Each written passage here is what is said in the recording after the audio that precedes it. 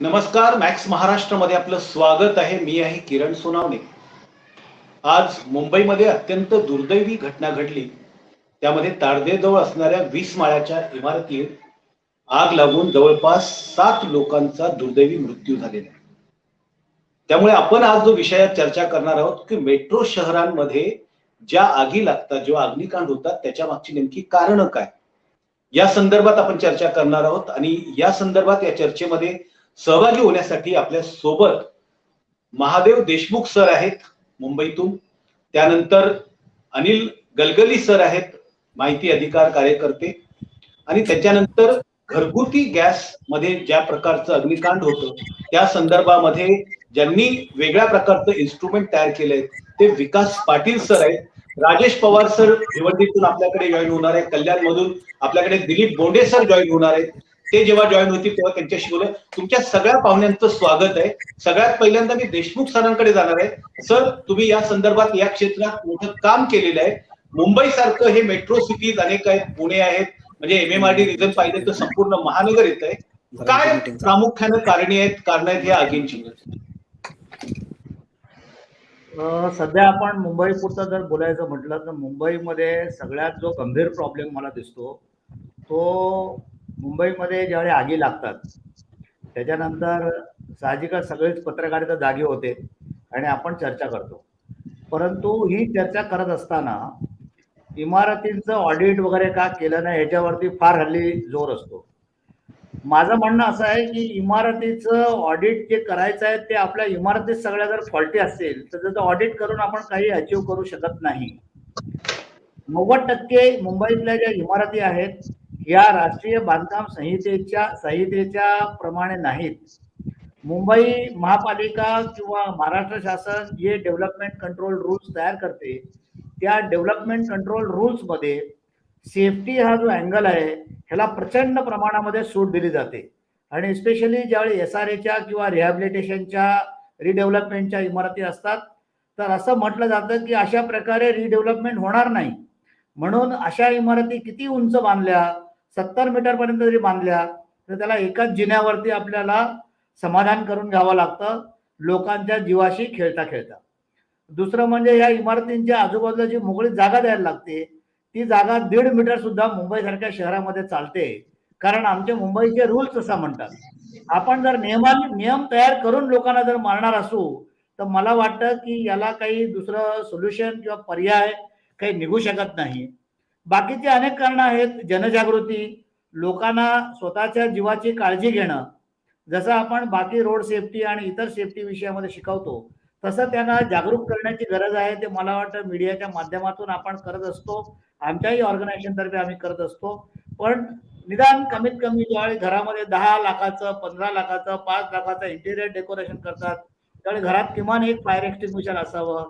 ते कसं ऑपरेट करता येईल त्याची माहिती लोकांना असावी. अशा प्रकारची जनजागृती करणं गरजेचं आहे. काय लोकांनी स्वतःची जीवाची काळजी घेतली पाहिजे का? घेतली पाहिजे. पण लोकांचा जनतेचा नाईलाज आहे की मला ज्यावेळी एखाद्या स्लम कॉलनीमधून किंवा मला एखाद्या चाळीमधून तर एखाद्या उंच इमारतीमध्ये जर जागा दिली जाते तर त्याच्यामध्ये प्रचंड कॉम्प्रोमाइजेस केली जातात. एकेका मजल्यावरती 8-8 खोल्या असतात आणि त्या इमारतींच्या जर तुम्ही पीक आवर्स मध्ये गेलात तर लिफ्टला एवढी लाईन लागलेली असते की लोक खाली वरती सुद्धा करू शकत नाहीत. तर अशा जर फॉल्टी इमारती जर आपण बांधल्या, आता फॉल्टी इमारतींचं जर ऑडिट करायचं म्हटलं तर ऑडिटचा काही उपयोग नाही. बेसिक आपले जे डेव्हलपमेंट कंट्रोल रूल्स आहेत, मला तर सांगायला असं बरं वाटेल की नाशिक, पुणे, कल्याण, भिवंडी अशा छोट्या छोट्या शहरांमध्ये सुद्धा एवढी नियम एवढे वाईट केलेले नाही आहेत. पण मुंबईमध्ये एवढे वाईट आपण DC रूल तयार केलेले आहेत. आणि दुर्दैवाने आता नवीन एक मोठी घटना घडते आहे राज्यामध्ये.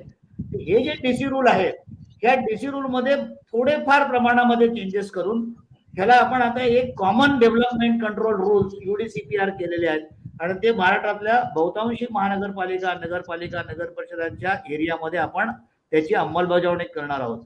त्याच्यामध्ये आपण असं म्हणतो की 24 मीटर पर्यंतच्या इमारतीला तर फायरच्या अप्रुव्हलचीच गरज नाही. मला वाटत नाही याच्या मागे कोण तज्ञ लोक आहेत, हे कोण ठरवतं, हे कसं ठरवतं.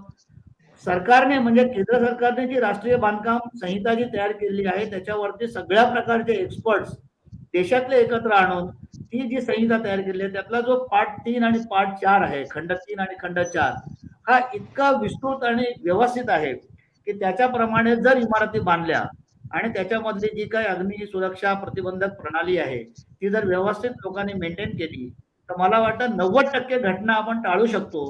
पण दुर्दैवाने तसं न होता आपण इमारतीच फॉल्टी तयार करतोय आणि आपण अजून त्याला खत पाणी घालतोय कारण आपल्याला FSI वापरायचा असतो आणि तो FSI वापरण्याकरता आपण जर 20 माळ्याच्या आणि 30 माळ्याच्या इमारती जर सिंगल जिन्यावरती जिन्याची रुंदी कमी करून इमारतीच्या अवतीभोवती जागा नाही त्या इमारतीमध्ये आजच तुम्ही भाटे हॉस्पिटलच्या समोरच्या इमारतीचं उदाहरण घ्या.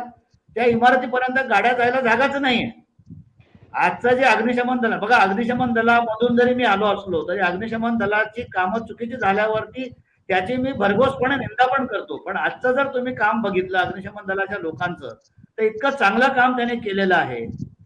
पण त्यांना तिथे पोचायला जागा नसेल, तिथे ऍक्सेस नसेल, त्या इमारतीमध्ये ज्या बाल्कनीज आहेत त्याच्यामध्ये सुद्धा सामान एवढं भरलेलं असेल तर अग्निशमन दलांनी काम करायचं कसं?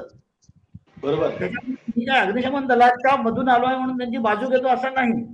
परंतु अशा प्रकारच्या फॉल्टी इमारती हे बिल्डिंग प्रपोजल डिपार्टमेंट किंवा जे डेव्हलपमेंट कंट्रोल रूल झालेले आहेत ते डेव्हलपमेंट कंट्रोल रूल ताबडतोब बदलायची गरज आहे आणि ते सेफ्टी सुरक्षितता लक्षात ठेवून ते नियम तयार करायला पाहिजेत असं माझं प्रामाणिक मत आहे.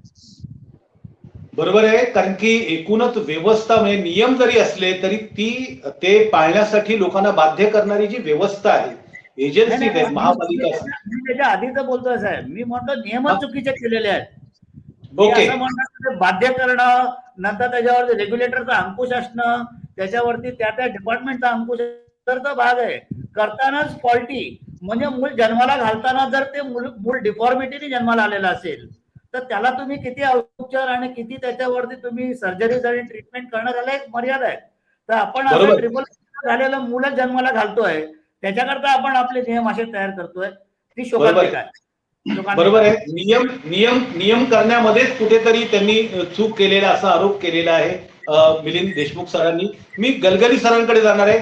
अनिलजी, तुम्ही अनेक वर्ष माहिती अधिकार कार्यकर्ते मुंबईत राहतात, हे बघत असतात. काय तुमची माहिती आहे कशा पद्धतीची फायर व्यवस्थेच्या संदर्भात तुम्ही ज्यावेळेस माहिती मागितली तर तुमच्याकडे काय माहिती मिळाली? खरं पाहिलं तर महाराष्ट्र आग प्रतिबंधक जीव संरक्षक उपाययोजना अधिनियम 2007च्या अंतर्गत आपल्याकडे स्वतंत्र कायदा अस्तित्वात आलेला आहे. पण दुर्दैवाने जसं आता देशमुखांनी सुद्धा सांगितलं तर काही ठिकाणी आपल्या सुद्धा मानवी चुका होत असतात. काही ठिकाणी ज्या चुका आपण स्वतःहून करतो फक्त विकासकाच्या नावाखाली ज्या पद्धतीने मुंबईमध्ये टोळेजंग इमारती बांधण्यात आलेल्या आहेत पण त्याच्या सेफ्टीसाठी जी उपाययोजना करणं आवश्यक आहे त्याकडे विकासक सुद्धा दुर्लक्ष करतो, नागरिक सुद्धा दुर्लक्ष करतात आणि खरं पाहिलं तर त्यांचे अंकुश असावं असं फायर डिपार्टमेंट सुद्धा त्यावरती एक प्रकारची निष्काळजीपणा करतो.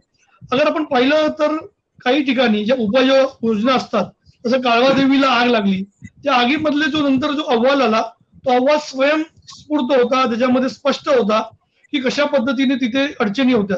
त्यानंतर त्या अग्निशमन दलाने जो अहवाल बनवला होता त्यामध्ये जे एक्सपर्ट होते तेव्हा अशी शिफारस करण्यात आली होती की भविष्यामध्ये अग्निशमक दलाला त्या NOC पासून दूर करण्यात यावं. कारण अग्निशमन दलाचं काम आहे हे आग नियंत्रण करणं, त्याच्यावरती कारवाई करणं. पण दुर्दैवाने आपले सर्व डिपार्टमेंटचे अधिकारी हे फक्त NOC देण्यामध्ये जास्त व्यस्त असल्यामुळे फार मोठा गोंधळ निर्माण झालेला आहे. खरं पाहिलं तर जसं आता आपला जो एक नियम आहे त्या नियमाखाली प्रत्येक वर्षी 2 वेळा ऑडिट करणं आवश्यक आहे. म्हणजे प्रत्येक वर्षाच्या जानेवारी महिन्यामध्ये आणि जुलै महिन्यामध्ये त्यासाठी आपण जे फिटनेस दाखले देतो त्यासाठी वेगवेगळे परवाने धारक सुद्धा आपण नेमलेले आहेत. म्हणजे व्यवस्थेवरती ताण पडू शकत नाही. पण दुर्दैवाने यामध्ये सर्व समावेश लोकांचा सुद्धा असणं आवश्यक आहे. कारण ज्या पद्धतीने आता मुंबईमध्ये आगी लागत आहे, लोटस नावाची जी इमारत होती त्या इमारतीमध्ये आपल्या जवानांचा मृत्यू झाला. का झाला? कारण टेरेसवरती त्या लोकांनी बांधकाम केलं होतं नियमाप्रमाणे. जेव्हा बिल्डिंगची OC दिल्यानंतर आपण त्याकडे लक्ष देत नाही. खरं पाहिलं तर OC देताना सुद्धा महानगरपालिकेच्या अधिकाऱ्यांनी त्यावरती लक्ष देणं आवश्यक आहे. त्यामुळे काळबादेवीच्या आगीनंतर शिफारस करण्यात आली होती की आता हे अशा प्रकारचे फायर सेफ्टीला घेऊन ज्या सुद्धा NOC असतात ते आपण इमारत प्रस्ताव खात्याला देणं आवश्यक आहे. कारण जेव्हा अशा आगी लागतात तर इमारत प्रस्ताव खातं फायरकडे बोट दाखवतं, फायर डिपार्टमेंट इमारत प्रस्तावाकडे बोट दाखवतो. त्यामुळे मुंबईमध्ये मोठ्या प्रमाणामध्ये मनुष्यहानी होत आहेत, वित्तहानी होत आहेत. खरं पाहिलं तर या बाबतीमध्ये जेव्हा आम्ही माहिती अधिकाराचा सुद्धा प्रयत्न केला होता की प्रत्येक जे फायर सेफ्टी झालेल्यांची माहिती त्यांनी नाही केली तर तुम्ही संकेतस्थळावर अपलोड करा. दुर्दैवाने 32 महिने झाले, किती 32 महिने माननीय आयुक्तांनी किंवा त्या संबंधित अधिकाऱ्यांनी त्याकडे लक्ष दिलं नाही. म्हणजे एकंदरीत जी आपली व्यवस्था आहे त्या व्यवस्थेवरती सुद्धा आपल्याला एक प्रकारचे बदलाव करण्याची आवश्यकता आहे. जसं देशमुख सरांनी सांगितलं की जे नियम आहेत, जेव्हा कुठली नवीन इमारत आपण बांधतो तेव्हा किती फूट रस्ता असावा, फायर ब्रिगेडची गाडी जाणं आवश्यक आहे. दुर्दैवाने त्याकडे आपण दुर्लक्ष करतो. माननीय आयुक्तांकडे जे विशेष अधिकार आहेत त्याचा सुद्धा मोठ्या प्रमाणावर दुरुपयोग होतो. म्हणजे अगर भविष्यामध्ये आपण अगर आपल्याला अशा प्रकारच्या आगीवरती नियंत्रण ठेवायचे आहेत तर जी आपली जी विकास नियमावली आहेत त्यामध्ये आपल्याला बदल करणं हे फार महत्वाचं आहे. बरोबर आहे. मी दिलीप गुणसरांकडे जाणार आहे. ते कल्याण डोंबिवली परिसरामध्ये त्यांनी काम केलेलं आहे. सध्या ते सेवानिवृत्त आहे. तर त्यांच्या परिसरात, त्यांच्या इथे MIDC मोठ्या प्रमाणामध्ये कल्याण डोंबिवली परिसरात होती. त्यानंतर भिवंडी सारख्या गोडाऊनचा परिसर होता. तर दिलीप गुणसर, तुम्ही सांगा की ह्या ज्या आगी लागतायत त्याला नेमकी अजून काय कारण आहे? आगी लागण्याची बरीचशी कारणं आहेत. त्यातली महत्वाची कारणं हे इलेक्ट्रिक ओरिएंटेडच असतात. त्यानंतर हाऊसकीपिंग हा महत्वाचा भाग असतो जो सगळीकडे आणत असतो. आणि बाकी इतर काम आहेतच बोलले त्याचा प्रोसेस हा भाग पण येतो आगी लागण्याची विविध कारणं. तर त्यामध्ये समजा आता तुम्ही इतकी वर्ष तिथे काम केलेलं आहे तर तुम्ही कुठल्या कुठल्या पद्धतीने चुका कुठे नेमक्या होतात आणि चुकीच्या म्हणजे महापालिका असेल किंवा कुठल्या स्तरावरती चुका होतात, बांधकामाच्या याच्यावर, आर्किटेक्टच्या याच्यावर कुठल्या स्तरावरती चुका होतात की नियमात चुकीचे आहेत? सन्माननीय माजी संचालक देशमुख साहेबांनी सांगितलं की नियम हे दोन प्रकारचे आहेत. UDCPR DC रूल एक आहे आणि प्रोटेक्शनचा फायरचा एक आपला रूल आहे. तर प्रिव्हेन्शन जो पार्ट आहे तो पार्ट पूर्णपणे DC रूलशी संबंधित असल्यामुळे त्यावर मला कॉमेंट्स करता येणार आहे. त्यात आम्हाला अडथळे येतात ही गोष्ट वस्तुस्थिती आहे. जसं की आता 24 मीटरच्या पुढे हायराईज किंवा स्पेशल बिल्डिंग कन्सिडर केलेली आहे ते पुढे अडचणी येणार आहेत. आणि आम्हाला ज्या अडचणी येतात त्या म्हणजे असं की कायदा केल्यापासून बऱ्यापैकी सिस्टीम होतात परंतु इंडस्ट्रीज असो किंवा सोसायटीज असो यांच्याकडनं ती मेंटेन केली जात नाही ही वस्तुस्थिती आहे. ती जर मेंटेन केली, जसे आपले माहिती अधिकारी यांनी सांगितले वर्षातून 2 वेळा त्यांनी सर्टिफाईड करायला पाहिजे. मी तर सांगेन की आता आपल्याकडे एक तसं प्लॅटफॉर्म आहे रजिस्ट्रेशनचं, सोसायटी दरवर्षी नूतनीकरण करतं. त्या लोकांनी सुद्धा फायर ब्रिगेडच्या B सर्टिफिकेटचं मागणी करावी ज्यामुळे जागरूकता चांगली होईल आणि डोर टू डोर काम होईल असं माझं मत आहे. बरोबर आहे. सोसायटी रजिस्टर त्याचं नूतनीकरण करत असताना त्यांनी ही अग्निशमन दलाच्या परवानगी किंवा त्या संदर्भात फायर सेफ्टी म्हणजे आहेत का याची सुद्धा काळजी घेतली पाहिजे. आपल्या सोबत देशमुख सर आहेत. देशमुख सर, आता सरकारने या संदर्भात नेमकी काय पावलं उचलली पाहिजे किंवा ज्या एजन्सीज आहेत ते त्याच्या संदर्भातली काय पावलं उचलली गेली पाहिजे? सगळ्यात पहिला जे पाऊल उचललं गेलं पाहिजे ते म्हणजे ही जी आता जी काही बांधकाम नियमावली आहे ते डेव्हलपमेंट कंट्रोल रूल्स आहेत त्याच्यामध्ये जे आपण सेफ्टीला जी बगल दिलेली आहे आणि ती बगल का दिलेली आहे तर ते असं केलं जर अशा प्रकारे FSI वापरायला दिला नाही, अशा प्रकारे जिने बंधनकारक केले, अशा प्रकारे लॉबीची विड्थ मोठी केली, अशा प्रकारे जर सेफ्टीचे डक्ट असे ठेवले म्हणजे फायर डक्ट्स वगैरे अशा प्रकारे ठेवले तर शहराचा विकास होणार नाही. अशा भ्रमामध्ये काही लोक आहेत आणि हे नियम नेमके कोण तयार करतं हा मोठा संशोधनाचा विषय आहे. मला डाऊट आहे की अग्निशमन दलाच्या कोणी एक्सपर्ट लोकांना ते नियम तयार करताना जर फायरचे त्यांना विश्वासात घेतलंय का, त्यांना काही विचारलंय का, आणि त्यांना जरी विचारलं असलं तरी सुद्धा आपल्या देशाची राष्ट्रीय बांधकाम संहिता काय आहे त्याच्यातल्या तरतुदीतनं आपण किती तरतुदी कुठे शिथिल करतोय, त्याचे परिणाम काय होणार आहे ह्याचं एक अनालिसिस सर्वसाधारणपणे व्हायची गरज आहे. आणि ते केल्याशिवाय ऑडिट आपण म्हणतो, अरे मी म्हणतो जन्माला तुम्ही मुलं चुकीचं घातलंय त्याला काय तुमच्या हातातली गोष्ट नसते. ज्यावेळेस माणसाचा जन्म होतो त्यावेळेस त्याच्यामध्ये निसर्ग आणि परमेश्वराचा रोल असतो की ते आपण ज्या इमारती जन्माला घालतो ह्या आपण सगळ्या साच्या ठरवून साचेबंद नियमबद्ध पद्धतीने आपण अशी जर त्या इमारतीचं निर्माण करणार असलो तर त्या इमारतीचं ऑडिट करून सुद्धा काही पर्याय त्याच्यावरती निघेल असं मला वाटत नाही. हे फक्त तोंडाला पानं पुसण्याचा कार्यक्रम आहे की ऑडिट केला का, हे केलं का. करायला पाहिजे. कायद्यामध्ये आम्हीच लिहिलंय की वर्षातनं 2 वेळा फॉर्म बी दिला पाहिजे. इमारतीचे गलगले साहेबांनी सांगितलं की ओसीच्या वेळी सुरुवातीला फॉर्म ए दिला पाहिजे. मान्य आहे, पण दिलेला फॉर्म ए हा कितपत योग्य आहे. एक साधं उदाहरण त्याला ज्याला ऍसिड टेस्ट म्हणतो ना मी, कायद्याची एक ऍसिड टेस्ट असते. तिथे ऍसिड टेस्ट घेतली. आज कायदा अंमलात येऊन जवळजवळ 12 वर्ष होत आली. 12 वर्षामध्ये जर 12 लोक तुरुंगात गेले नसतील तर नियमाची अंमलबजावणी करणारे लोक नेमकं काय करतात हे समजायला सर्वसामान्य 4थी शिकलेला या देशाचा नागरिक सुद्धा सक्षम आहे. बरोबर. 12 वर्षामध्ये जर 12 लोकांना सुद्धा तुरुंगवास होणार नसेल तर मग त्या कायद्याचा वापर कसा केला जातोय हे डोळे उघडून आपण बघायची गरज आहे. कुठेतरी आपण याचं आत्मचिंतन करायला पाहिजे. आणि ज्यावेळी आपण असं ठरवतो म्हणजे नियम करणारे आणि नियमाची अंमलबजावणी करणारे या दोघांनी जर ठरवलं की आपण जे काही करायचं ते पाप पुण्य करू, पण निदान लोकांचा जीव गेला नाही पाहिजे, त्याच्यासाठी आम्ही काम केलं पाहिजे. मला वाटतं यातनं 80-90% प्रश्न मार्गी लागतो. बरोबर आहे. सरकारने सांगतोय हो, प्रॉसिक्युशन होतच नाही. मुंबईमध्ये किती प्रॉसिक्युशन झाले. मुंबई एक सक्षम मोठा अग्निशमन दल आहे. आज त्यांचे जे अग्निशमन दलाचे जवान आहेत ते ज्या पद्धतीने काम करतात, मी तुम्हाला सांगतो आपल्या महाराष्ट्रातला किंवा मुंबईतला फायरमन हा अतिशय इंटरनॅशनल फायरमनच्या दर्जाचा आहे. त्याच्याकडे कुठली उपकरणं नसतात, त्याच्याकडे खूप साधन सुविधा कमी असतात, तरी सुद्धा ज्याप्रमाणे आपली लोक आगी विझवतात ते खरोखर कौतुकास्पद आहे. पण त्या नियमाची अंमलबजावणी करताना त्या नियमावरती जो अंकुश ठेवायचा आहे ते काम अधिकारी वर्गाचं आहे, ते महापालिकेच्या बिल्डिंग प्रपोजल डिपार्टमेंटच्या लोकांचं आहे. आणि मुळात सगळ्यात महत्वाचं मी रिपीटेडली सांगतोय की नियमच मी असा करून दिलाय की मला 1.5 मीटर मोकळी जागा चालणार आहे, मला 1.25 मीटरचा एकच जिना चालणार आहे, असे मी नियमच करतोय. हे असे चुकीचे जे माझे नियम आहेत ते नियम राष्ट्रीय बांधकाम संहितेला 100% विसंगत आहेत. तर त्याच्यामध्ये सुसंगतता जर आणली मला वाटतं आपण खूप प्रश्न चांगल्या प्रकारे हा सोडवू शकतो. हे सगळं हे काळाचं पाऊल जे तुम्ही आपण म्हटलात ना सोनवणे साहेब, ते हेच पाऊल पहिल्यांदा उचलायची गरज आहे. बरोबर आहे. मी ऍडव्होकेट विकास पाटील शिरगोपीकर यांच्याकडे जाणार आहे.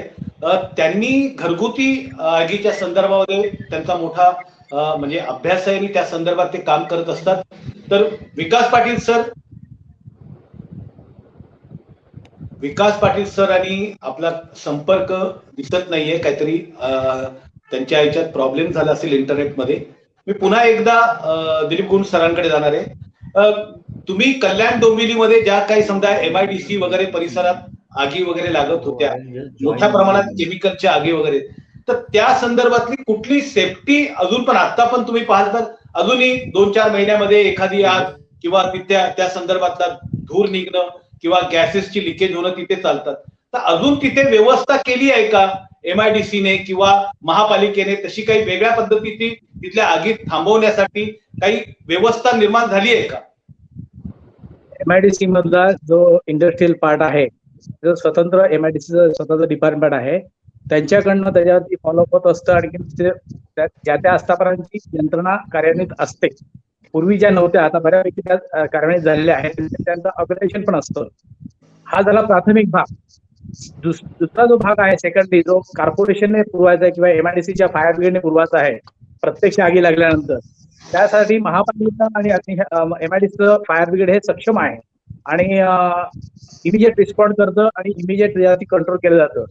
आता जी चर्चा जी होते MIDCतल्या आगीबद्दलची, मुळामध्ये एक्सप्लोजन जे होतं ते फ्रॅक्शन ऑफ मोमेंट मध्ये होत असतं. त्याला जी यंत्रणा लागते ती सुद्धा तिथे यंत्रणा असते, परंतु तिथे मेकॅनिझम अडचणी येत असतात, प्रेशर माउंट होत असतात विविध कारणाने, आणि जास्त करून त्यात माणसांच्या चुका असतात. त्यामुळे त्या एक्सप्लोजनवरती आपल्याला नियंत्रण मिळवणं हे वेळ लागतो, परंतु एक्सप्लोजन हे मोमेंटरी होतं. त्यामुळे त्याची चर्चा होत असते. परंतु कायदा झाल्यापासून MIDC मध्ये छोटी छोटी इंडस्ट्री सुद्धा काळजी घेत आहे आणि MIDC अग्निशमन दलाचं त्याच्यावरती व्यवस्थितपणे नियंत्रण आहे. बरोबर आहे. मी गलगली सरांकडे जाणार आहे. गलगली सर, खूपदा असं येतं आमच्याकडे भिवंडी सारखा परिसर आहे, मोठ्या प्रमाणात इंडस्ट्री आहे, तर तिथे असं बोललं जातं मोठ्या प्रमाणामध्ये की ह्या ज्या सगळ्या म्हणजे आगी ज्या आहेत काही ठिकाणी इंटेन्शनली आगी लावल्या जातात. म्हणजे मार्च फेब्रुवारी आलं की अशा पद्धतीच्या आगी लागणार. म्हणजे आम्ही पत्रकार लोक सुद्धा तुम्ही पहा जानेवारी ते मार्चच्या दरम्यानच्या आगी जास्त करून भिवंडी ह्या परिसरात ज्या असतात त्या परिसरातल्या लोकांचं साधारणतः अशाच पद्धतीच्या बातम्या आम्हाला रात्री 1:30 वाजता 2 वाजता फोन येतो आणि अशा आगी लागल्याच्या आम्हाला बातम्या मिळत असतात. तुमचा काय अनुभव या संदर्भात?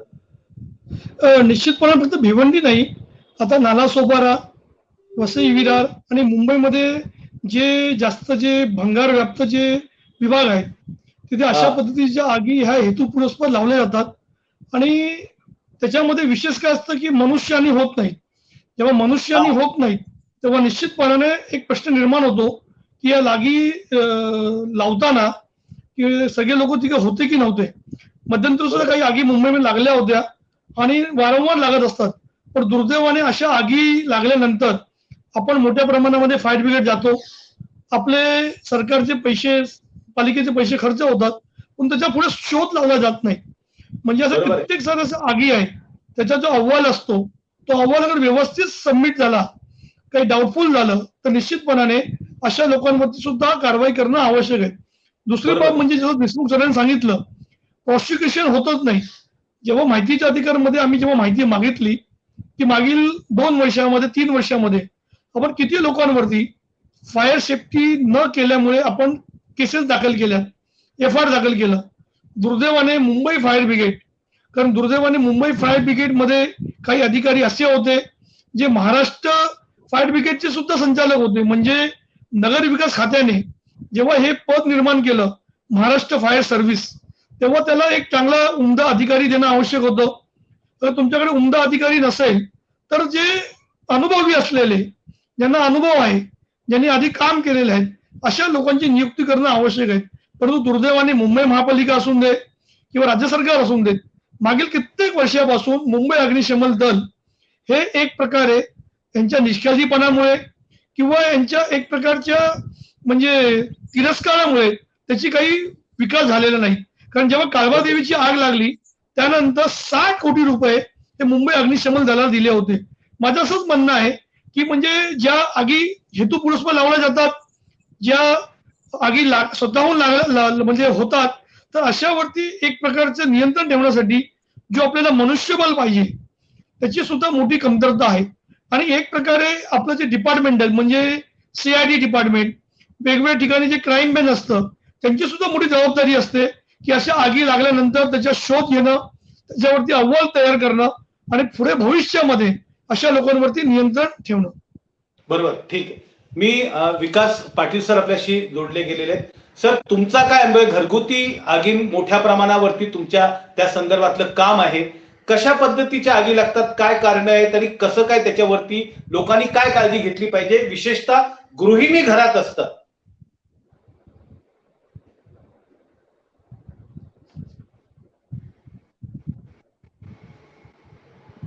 माईक सुरू करा, तुमचा आवाज येत नाहीये. आवाज येत नाहीये. MIC ला हेडफोन काढून टाका त्याचा. त्यांचा आवाजाचा प्रॉब्लेम आहे काहीतरी पाटील सर. तर मी पुन्हा एकदा देशमुख सरांकडे जाणार आहे. त्यांचा खूप मोठा दांडगा अनुभव या संदर्भातला आहे. त्यांनाही तोच प्रश्न आपण विचारूया की सर ह्या अशा ज्या काही म्हणजे जानेवारी ते मार्चच्या दरम्यान आगी लागतात तर त्याच्यावरती नियंत्रण मिळवण्यासाठी सरकार किंवा तुम्ही ज्या याच्यामध्ये आहात काय नेमकं केलं गेलं पाहिजे? देशमुख सरांचा आणि आपला सुद्धा संपर्क काही झालेला नाही, गेलेला आहे वाटतं. त्यांचा काही संपर्क दिसत नाही.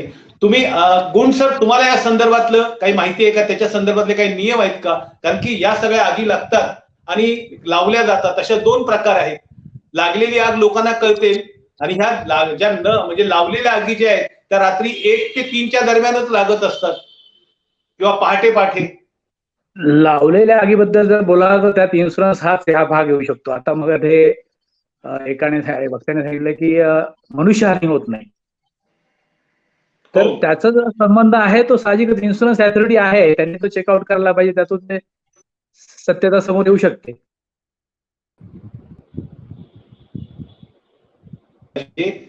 मला असं वाटतं की बाकीच्या पाहुण्यांचा आपला संपर्क तुटलेला आहे. हे या शेवटच्या याच्यामध्ये मी अनिल गलगलींकडे जाणार आहे. गलगली सर, मुंबईमध्ये तुम्ही राहता आहात, या संदर्भामध्ये येणाऱ्या काळामध्ये तुम्ही हे जे आगीच्या फायर ऑडिट वगैरे होत नाही किंवा त्या संदर्भामध्ये राज्य सरकार काळजी घेत नाही, तर त्या पुढे काय करता येईल? आमच्या प्रशासनाकडे पत्रव्यवहार सुरू आहेत. जसं देशमुख सरांचं सांगितलं, आम्ही वॉर्ड स्तरावरती सुद्धा जनजागरण करत आहोत की ज्या इमारती आहेत, सोसायटी आहेत, त्यांनी स्वतःहून आपलं फायर सेफ्टी करावं.